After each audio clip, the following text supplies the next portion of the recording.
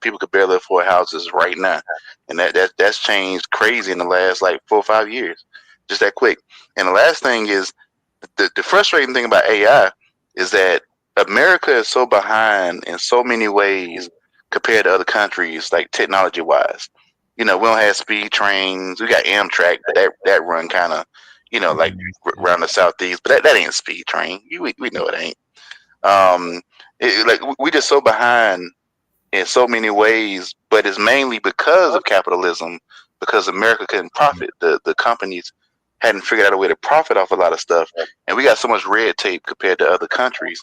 But suddenly, when AI comes out and it's pretty much a green light, like a lot of the companies are seeing like dollar signs of, frankly, how they can cut out the American workers and keep that money in their pocket.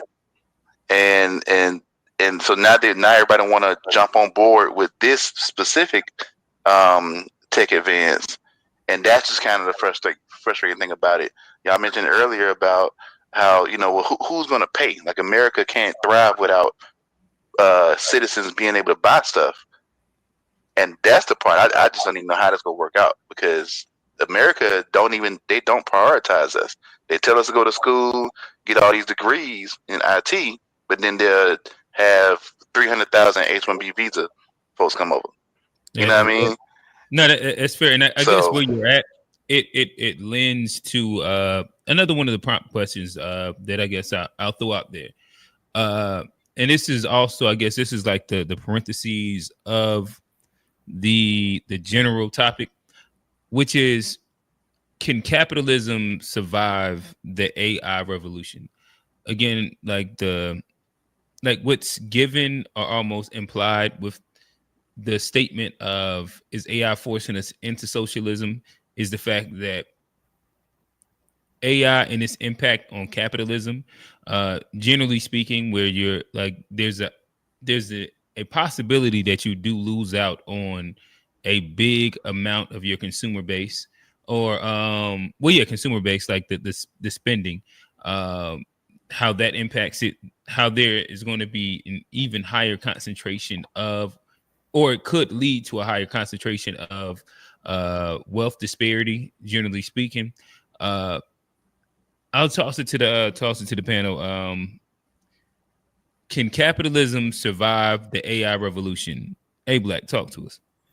I mean, absolutely not. Like I think we said it earlier. It's like, how can people feed capitalism if it's not no jobs, if they can't make money? Like, what are all these people supposed to do who worked and went and they are already taking a lot of good jobs? I mean, he was mentioning about the good jobs, like a lot of good jobs, a lot of white collar jobs are being hit, probably maybe more than the blue collar. I mean, because they still can't drive dump trucks, but they can create an AI agent to run an office and shit.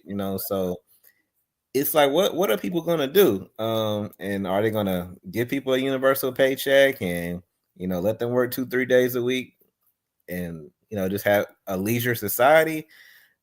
I don't know. Like I say, America's never looked out, definitely for us, but just for really Americans in general, it's always kind of capitalized off of them and kind of make these people rich. But I don't know who's going to buy their products, go to their stores, buy their services if don't nobody have no jobs and they're not trained in to do nothing else. And you can't even get a basic job now. Like, you can't even go to Taco Bell and work at the cashier because they got the kiosks, they got the AI bots. It's like Amazon.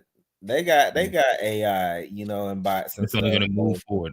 You can't even go get the little basic supplemental income job that you used to could do now. So, like, it has to be more of a creator society, a more entrepreneur society, and just evolution and revolution of thought of, like, what is going to be the identity of America's, because it's not happening everywhere at this pace. It's happening in certain countries, but how are people going to survive?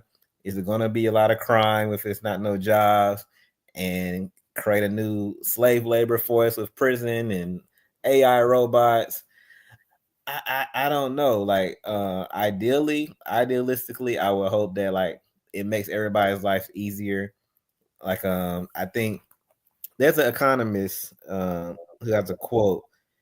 Let me see. His name was John Mayer Keyes. In 1930, he wrote this book called Economic Possibilities, and he predicted that technology should advance to such a point that people shouldn't have to work like they do in his generation, and it should be like 15-hour work weeks, and it should be more leisure time and more time with your family and more time for art and just this idealistic thing.